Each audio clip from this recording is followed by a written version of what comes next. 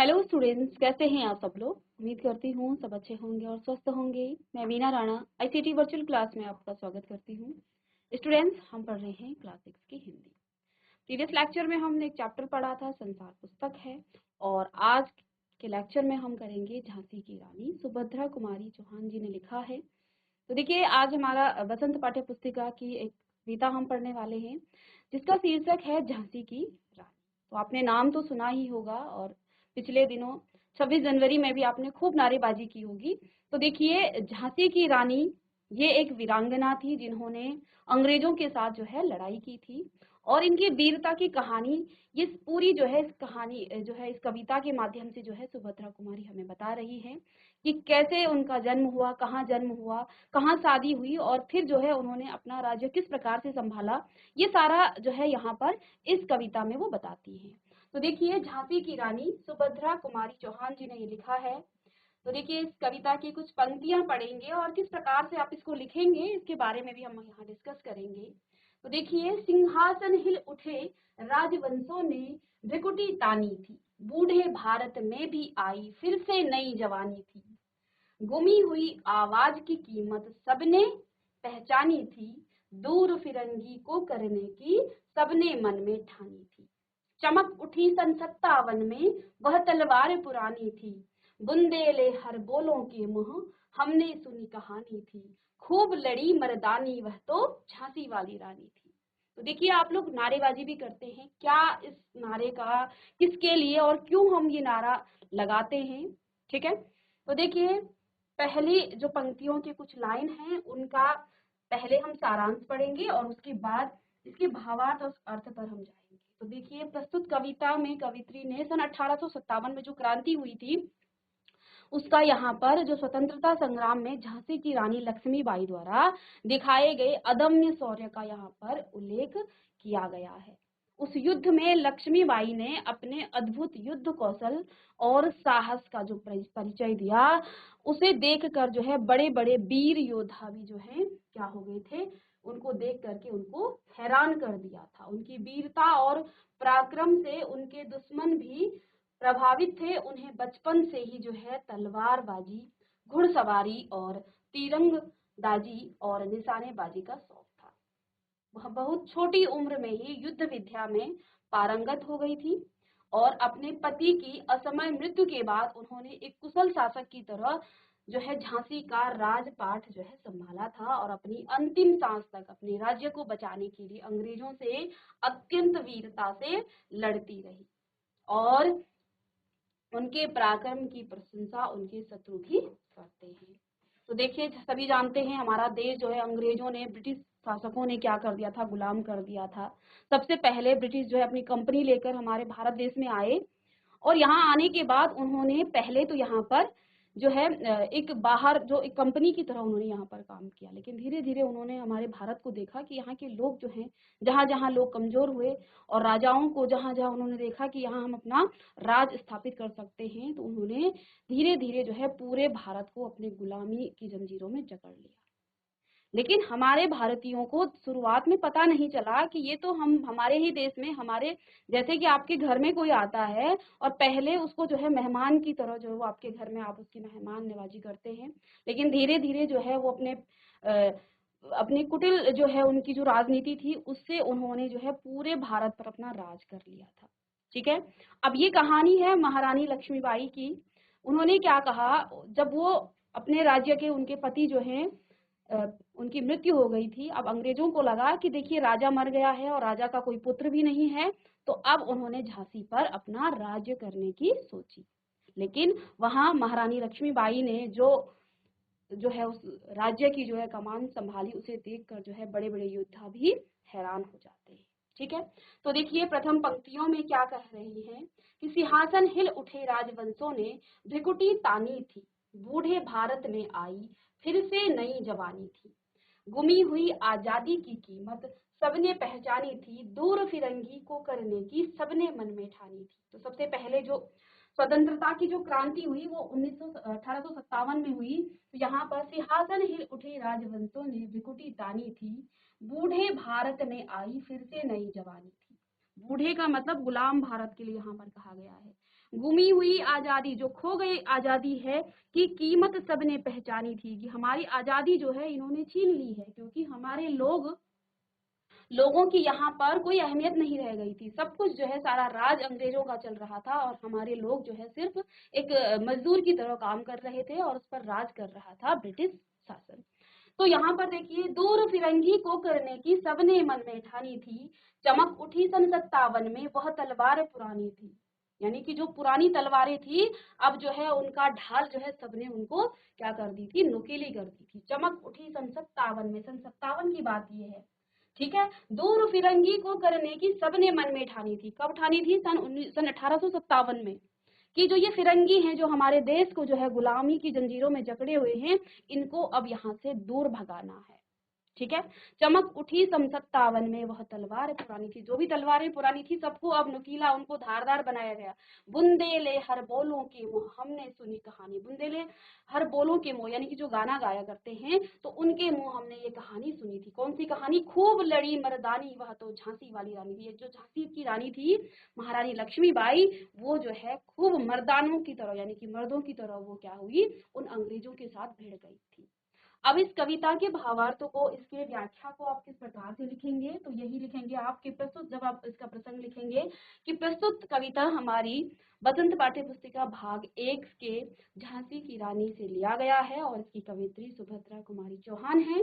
तो यहाँ पर महारानी लक्ष्मीबाई की वीरता का, उन वीरांगना का यहाँ पर क्या किया गया है, उनकी वीरता का यहाँ पर वर्णन किया गया है। कहते हैं, प्रस्तुत कविता पंक्तियों में लेखिका ने झांसी की रानी लक्ष्मीबाई के साहस और बलिदान का यहाँ पर वर्णन करते हुए क्या कह रही हैं? कहती हैं कि किस तरह से उन्होंने गुलाम भारत को, बूढ़े भारत यानी यहाँ पर गुलाम भारत को कहा गया है, उन्होंने किस प्रकार से हमारे गुलाम भारत को आजाद करवाने के लिए हर भारतीय के मन में एक चिंगारी लगा दी थी। सबसे पहले यहीं से चिंगारी लगी थी। रानी लक्ष्मीबाई के साहस ने से हर भारतीय जोश से भर उठा और सबके मन में अंग्रेजों को दूर भगाने की भावना पैदा होने लगी थी। क्योंकि जब देखिए एक आवाज उठती है तो फिर दूसरा सोचता है कि हाँ सच में ये गलत है, ठीक है। जब तक कोई आवाज गलत के प्रति जो है, गलत के विरोध में कोई आवाज नहीं उठती है, हम लोग चुपचाप उसको सहन करते हैं। लेकिन जब लक्ष्मीबाई ने अंग्रेजों के विरुद्ध आवाज उठाई, उन्होंने जो है मना कर दिया कि हम अंग्रेजों की गुलामी नहीं सहेंगे, चाहे हमारा यहाँ पर, चाहे हम इसके लिए अपनी जान, अपने प्राणों की बाजी दे दें, लेकिन हम अंग्रेजों की गुलामी नहीं सहेंगे, ठीक है। अंग्रेजों को लगा कि यहाँ के जो राजा हैं उनकी मृत्यु हो गई है, ना उनका कोई पुत्र है ना वारिस है, इसलिए अब तो ये जो है झांसी हमारे कब्जे में आ गई है। लेकिन रानी लक्ष्मीबाई ने खुद जो है वहां की कमान संभाली और उन अंग्रेजों से वो भिड़ गई, ठीक है। तो यहाँ पर हर भारतीय के मन में जो है, उन्होंने जब अंग्रेजों के प्रति जो है विरोध किया तो हर भारतीय उनके तरफ हो गया और सब जगह से जो है स्वतंत्रता के लिए जोश से सभी लोगों ने जो है उनका साथ दिया। भारतीयों के मन में जो है एक चिंगारी लगा दी थी। रानी लक्ष्मीबाई के साहस से हर भारतीय जोश से भर उठा और सबके मन में अंग्रेजों को दूर भगाने की भावना पैदा होने लगी। कैसे लगी? तो लोगों ने सोचा, क्योंकि कई राज्यों को अंग्रेज ब्रिटिश शासन जो है अपने कब्जे में कर चुका था, लगभग पूरा भारत जो है उनके कब्जे में आ गया था।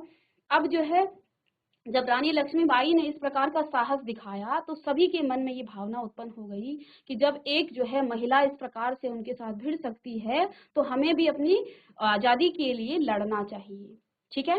तो हर भारतीय के मन में जो है रानी लक्ष्मीबाई ने जो है एक चिंगारी सी जो है डाल दी और भारतीय जोश से भर उठा। सबके मन में अंग्रेजों को दूर भगाने की भावना पैदा होने लगी और सन 1857 में उन्होंने जो तलवार उठाई थी, यानी अंग्रेजों के खिलाफ जो जंग छेड़ी थी, उससे सभी ने अपनी आजादी की कीमत पहचानी थी कि वास्तव में अपनी आजादी क्या होती है। क्योंकि हमारा भारत, हमारे भारतीय लोग जो है पूरी तरह से अंग्रेजों के कब्जे में आ गए थे। शासन अंग्रेज चला रहे थे और काम करने वाले थे हमारे भारतीय, ठीक है।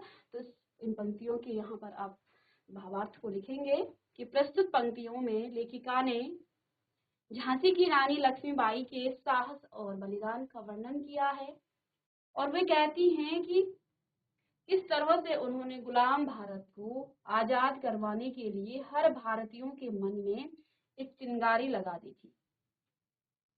रानी लक्ष्मीबाई के साहस से हर भारतीय जोश से भर उठा और सबके मन में अंग्रेजों को दूर भगाने की भावना पैदा होने लगी थी। सन 1857 में उन्होंने जो तलवार उठाई थी, यानी अंग्रेजों के खिलाफ जो जंग छेड़ी थी, उससे सभी ने अपनी आजादी की कीमत पहचानी थी कि वास्तव में हमें जो है आजादी चाहिए, ना कि अंग्रेजों की गुलामी। चलिए आगे कहती हैं,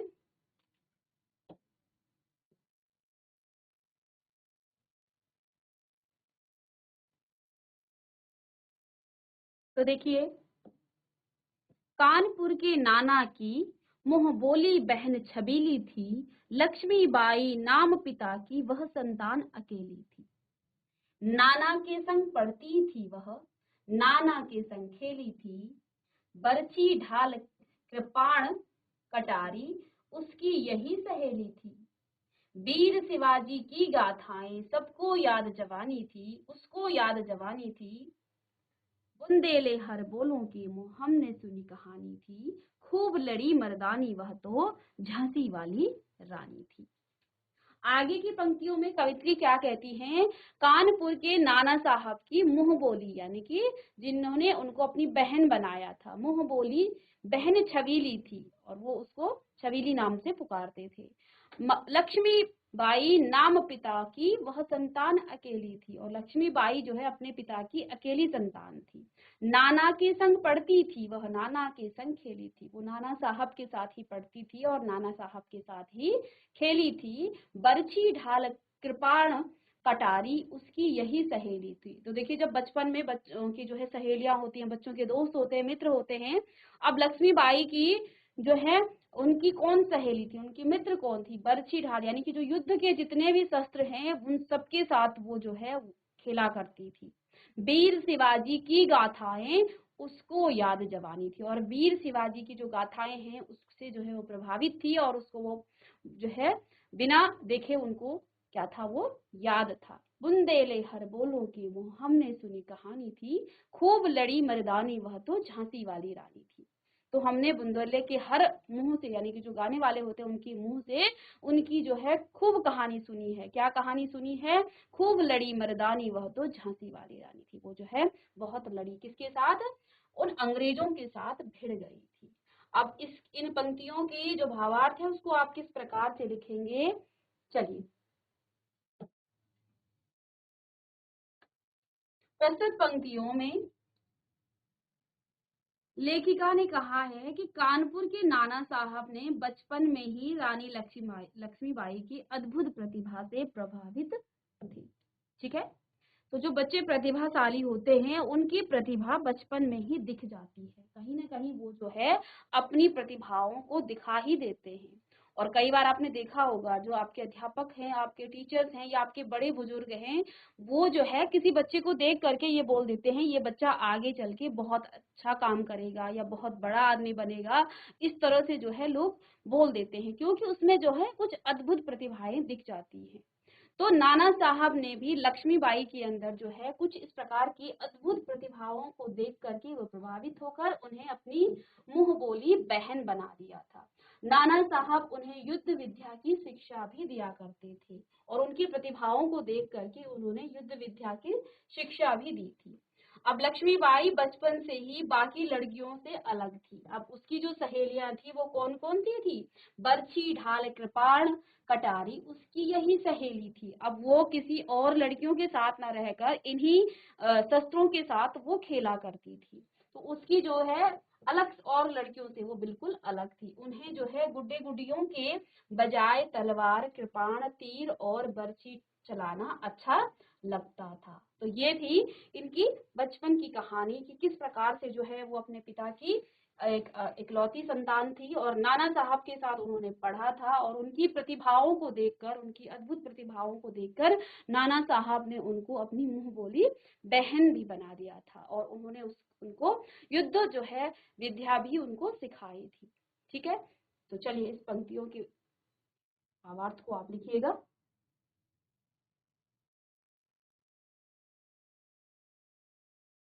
चलिए आगे की पंक्तियों में कवित्री कहती हैं, लक्ष्मी थी या दुर्गा थी वह स्वयं वीरता की अवतार, देख मराठे पुलकित होते उसकी तलवारों के वार। नकली युद्ध व्यूह की रचना और खेलना खूब शिकार, सैन्य घेरना दुर्ग तोड़ना ये थे उसके प्रिय खिलवाड़। महाराष्ट्र कुल देवी उसकी थी, उसकी भी आराध्य भवानी थी, बुंदेले हर बोलों की मोह हमने सुनी कहानी थी, खूब लड़ी मर्दानी वह तो झांसी वाली रानी थी। ठीक है, तो उसकी वीरता को देख करके नाना साहब भी उससे प्रभावित थे और उन्होंने अपनी मुंह बोली बहन उनको बनाया था। आगे कहती है लेखिका कि लक्ष्मी थी या दुर्गा थी वह स्वयं वीरता की अवतार। उसकी वीरता को देख करके क्या कहती हैं कि वो लक्ष्मी का रूप थी या दुर्गा का रूप थी। देख मराठे पुलकित होते उसकी तलवारों के वार। बचपन में जब वो तलवार के जो खेल खेला करती थी उसको देखकर मराठे जो है पुलकित होते थे, खुश होते थे कि उसके वारों को देख करके। नकली व्यूह की रचना, अब वो नकली युद्ध व्यूह की रचना किया करती थी। खेल और खेलना खूब शिकार, और शिकार भी खेला करती थी। सैन्य घेरना दुर्ग तोड़ना ये थे उसके प्रिय खिलवाड़। कहती हैं कि वो सैन्यों को घेरा करती थी, दुर्ग को तोड़ा करती थी, ये उसके प्रिय जो है खेल थे। महाराष्ट्र कुल देवी की जो है वो आराधना करती थी, बुंदेले हर बोलों के मोह हमने सुनी कहानी थी, खूब लड़ी मर्दानी वह तो झांसी वाली रानी थी। तो यहाँ पर जो है कवित्री क्या कहती हैं कि वो वीर थी, इतनी वीर थी ऐसा लगता था कि स्वयं लक्ष्मी हो या दुर्गा हो। देख मराठे, और मराठे लोग जब उसको देखा करते थे तो वो जो है बड़े पुलकित होते थे, खुश होते थे, क्योंकि नकली युद्ध व्यूह रचना की वो जो है रचना किया करती थी, और खेल खेलना, शिकार करना, ये सब उसके प्रिय जो है खेल थे। आगे कहा सैन्य घेरना दुर्ग तोड़ना ये थे उसके प्रिय खिलवाड़। उसके प्रिय खेल कौन कौन से थे? वो सैन्य को घेरा करती थी, जिस प्रकार से युद्ध किया जाता है, दुर्ग को तोड़ना, महाराष्ट्र की कुल देवी की वो आराधना करती थी, और बुंदेले हर बोलों की मोह हमने सुनी कहानी थी। अब इसकी भावार्थ को आप किस प्रकार से लिखेंगे? तो यहाँ पर देखिए, प्रस्तुत पंक्तियों में कवित्री ने बताया कि लक्ष्मी व्यूह रचना, तलवारबाजी, लड़ाई का अभ्यास और दुर्ग तोड़ना, इन सब खेलों में माहिर थी, और मराठाओं की कुल देवी भवानी उसकी भी पूजनीय थी। वे वीर होने के साथ साथ धार्मिक भी थी, क्योंकि वे पूजा पाठ भी किया करती थी। चलिए इसको लिखिएगा।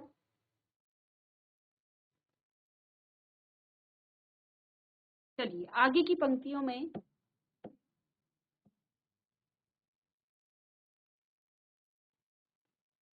तो देखिए आगे क्या कहती है कवित्री, हुई वीरता की वैभव के साथ सगाई झांसी में, ब्याह हुआ रानी बन आई लक्ष्मी बाई झांसी में, राजमहल में बजी बधाई खुशियां छाई झांसी में, सुबट बुंदेलों की बिरुदावली सी वह आई झांसी में, चित्रा ने अर्जुन को पाया शिव से मिली भवानी थी, बुंदेले हर बोलों की हमने सुनी कहानी थी। अब जैसे जैसे जो है वो बड़ी होती हैं तो अब उनकी सगाई हो जाती है। हुई वीरता की वैभव के साथ सगाई झांसी में। अब इनकी सगाई जो है झांसी में हुई। ठीक है, झांसी में राजा गंगाधर राव के साथ इनकी, झांसी के जो राजा थे गंगाधर राव, उनके साथ इनकी सगाई हुई। ही वीरता, वीरता का प्रतीक यहाँ पर झांसी की रानी लक्ष्मीबाई को कहा।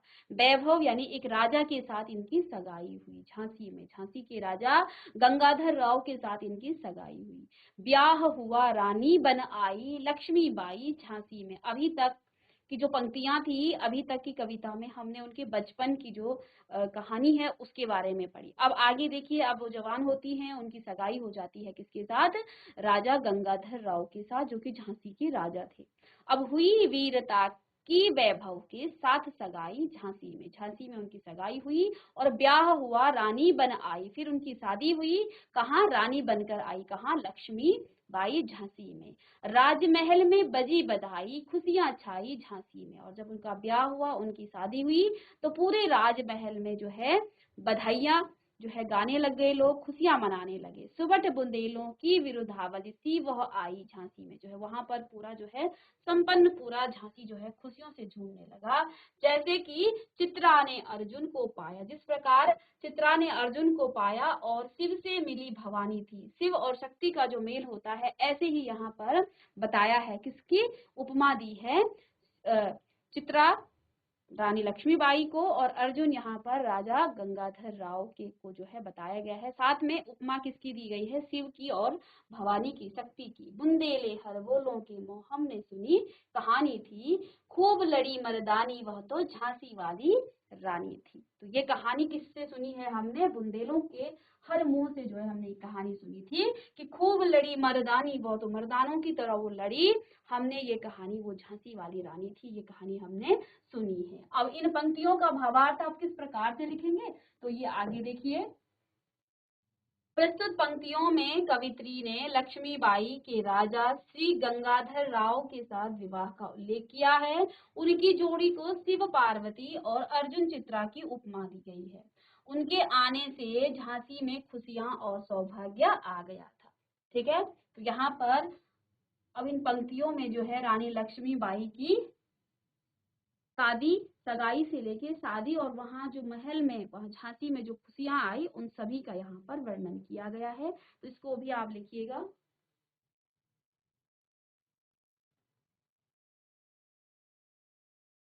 चलिए अब देखिए आगे। रानी लक्ष्मीबाई की सगाई, शादी हो जाती है और झांसी में जो है खुशियों का माहौल होता है। वहां पर जो है बधाइयां गाई जाती हैं। लेकिन आगे कवित्री कहती हैं, उदित हुआ सौभाग्य मुदित महलों में उजियाली छाई हुई थी। तो जैसे ही लक्ष्मीबाई वहां आई झांसी में, तो वहां का सौभाग्य जो है उदित हुआ, वहां का भाग्य जो है खुला। मुदित महलों में उजियाली छाई थी।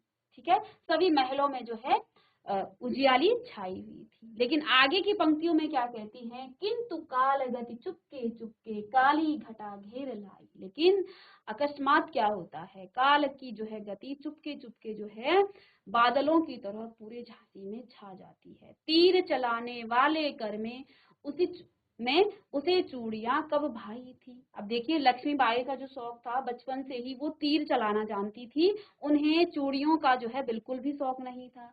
अब क्या कहती है कवित्री कि तीर चलाने वाले कर में, तीर चलाने वाले जो कर हैं यानी कि हाथ हैं, उसे चूड़ियां कब भाई थी। अब जैसे ही उनकी हाथ में चूड़ियां पड़ी, कुछ दिनों के बाद उनके पति की जो है रानी विधवा हुई हाई। रानी की के जो पति थे गंगाधर राव, उनकी मृत्यु हो जाती है। विधि को भी नहीं दया आई, जो भाग्य विधाता है उसको भी दया नहीं आई। निसंतान मरे राजा जी, रानी शोक समानी थी। तो देखिए जो राजा थे गंगाधर राव, उनकी कोई संतान भी नहीं थी और वे बिना संतान के ही मर गए थे। राजा जी रानी शोक समान, और रानी जो है शोक में जो है डूब गई थी। बुंदेले हर बोलों के मोह हमने सुनी कहानी थी, खूब लड़ी मर्दानी वह तो झांसी वाली रानी थी। तो इन पंक्तियों में जो है किस प्रकार से रानी लक्ष्मीबाई का जो है विधवा होना, किस प्रकार से जब वो उनकी शादी हुई तो वो महल में गई, चारों तरफ जो है खुशियां छाई हुई थी। किंतु काल गति ने चुपके चुपके जो है बादलों की तरह पूरी झांसी में वो छा गया। तीर चलाने वाले कर में उसे चूड़ियां कब भाई थी। कहती हैं यहाँ पर कि वे तो बचपन से ही तीर चलाया करती थी, अब उनकी हाथों में जो चूड़ियां पहनाई गई थी वो जो है किस प्रकार से भाईंगी। तो विधि ने भी जो है इस प्रकार का खेल कर दिया कि रानी विधवा हुई हाय। कुछ ही दिनों में रानी क्या हो गई? विधवा हुई। विधि को भी नहीं दया आई, जो विधि है भाग्य विधाता है उसको भी दया नहीं आई। निसंतान मरे राजा जी, रानी शोक समानी थी। राजा जो गंगाधर राव थे वे निसंतान ही, उनकी मृत्यु हो गई और उनके जो है रानी जो है शोक में जो है डूब गई थी। बुंदेले हर बोलों की मोह हमने सुनी कहानी थी, खूब लड़ी मर्दानी वह तो झांसी वाली रानी थी। तो इस पंक्तियों का जो भावार्थ है उसको आप किस प्रकार से लिखेंगे? प्रस्तुत पंक्तियों में लक्ष्मीबाई के जीवन के कठिन समय का यहाँ पर वर्णन किया गया है कि बचपन से वो किस प्रकार से जो है तीरों के साथ, तलवारों के साथ खेला करती थी। और अब जब उन्होंने चूड़ियां पहनी तो वो भाग्य को भी नहीं जो है भाया। उन्होंने जो है वो विधवा हो गई और उनके पति का देहांत हो गया था। निसंतान ही राजा जी मर गए थे, उनकी कोई संतान भी नहीं थी। ठीक है, तो जिससे उनके पति का असमय मृत्यु के बाद रानी अत्यंत दुखी थी और उनकी कोई संतान भी नहीं थी। वे झांसी को संभालने के लिए बिल्कुल अकेली रह गई थी। तो चलिए इन पंक्तियों का यहाँ पर आप भावार्थ लिख लीजिएगा।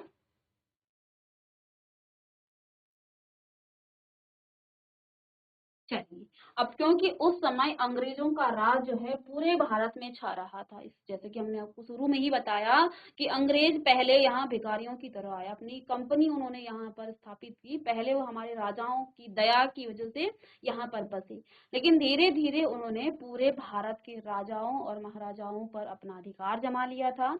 अब देखिए झांसी का भी क्या हाल होता है। यहाँ के जो राजा थे उनकी मृत्यु हो गई है। अब रानी लक्ष्मीबाई अकेली पड़ जाती हैं पूरे झांसी को संभालने के लिए। लेकिन उधर जो अंग्रेज हैं, वो अंग्रेज शासक जो है खुश हो जाते हैं कि अब झांसी के राजा की कोई संतान भी नहीं है और अब हम झांसी को अपने कब्जे में कर लेंगे। ठीक है, आगे कहा, बुझा दीप झांसी का तब डलहौजी मन में हर्ष आया, राज्य हड़प करने का उसने मन यह अच्छा अवसर पाया। फौरन फौजी भेज दुर्ग पर अपना झंडा फहराया, लावारिस का वारिस बनकर ब्रिटिश राज्य झांसी आया। अश्रुपूर्णा रानी ने देखा झांसी हुई वीरानी थी, बुंदेले हर बोलों की मुँह हमने सुनी कहानी थी। तो जैसा कि आप जानते हैं कि अंग्रेज शासक जो है ऐसे ही मौके देखते थे कि कहाँ कौन सा राजा कमजोर पड़ गया है, मौके को देख करके वो हर राज्य को हड़प लेते थे। तो उन्होंने क्या देखा, बुझा दीप झांसी का तब, जब झांसी का दीप यानी कि राजा गंगाधर राव की जब मृत्यु हुई तो वहां का जो दीप था यानी कि जो कुलदीप था वो क्या हो गया था, उस कुल का नाश हो गया, क्योंकि उनकी तो आगे कोई संतान ही नहीं थी। का तब डलहौजी मन में हर्ष आया, जो डलहौजी ब्रिटिश का जो शासक था वो मन में हर्ष आया, खुश हुआ।